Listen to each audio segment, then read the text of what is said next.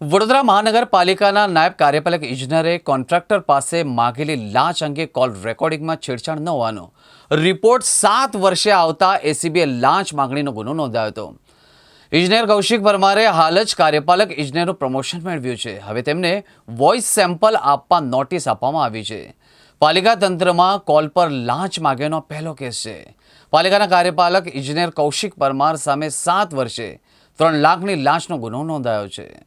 કૌશિક પરમારે 2017માં Ajwa road balancing રીઝવોયરના operation અને મેન્ટેનન્સના ટેન્ડરમાં કોન્ટ્રાક્ટરને તમારું ટેન્ડર પાસ થઈ ગયું છે 5% પ્રમાણે 3 લાખની લાંચ માંગી હતી। કોન્ટ્રાક્ટરે રેકોર્ડિંગ કરી 1.5 લાખ રૂપિયા આપ્યા। ટેન્ડર મંજૂર ન થતાં કૌશિક પરમારને પૂછતા વધુ 1.5 લાખ માંગ્યા હતા।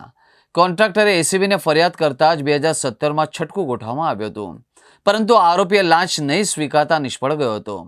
કોન્ટ્રાક્ટરે આપેલા રેકોર્ડિંગ એફએસએલમાં ગયું, જેમાં છેડછાડ ન હોવાનું રિપોર્ટ આવતા એસીબી પીઆઈ પ્રજાપતિએ ગુનો નોંધી વોઇસ સેમ્પલ લેવા નોટિસ પણ ફટકારી હતી।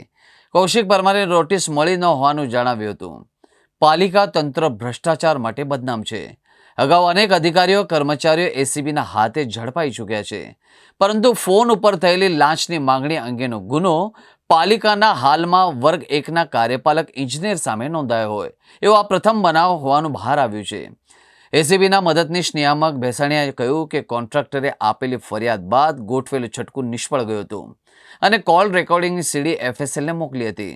રેકોર્ડિંગમાં છેડછાડ ન હોવાનો રિપોર્ટ આવતા લાંચ માંગણીનો ગુનો નોંધવામાં આવ્યો છે।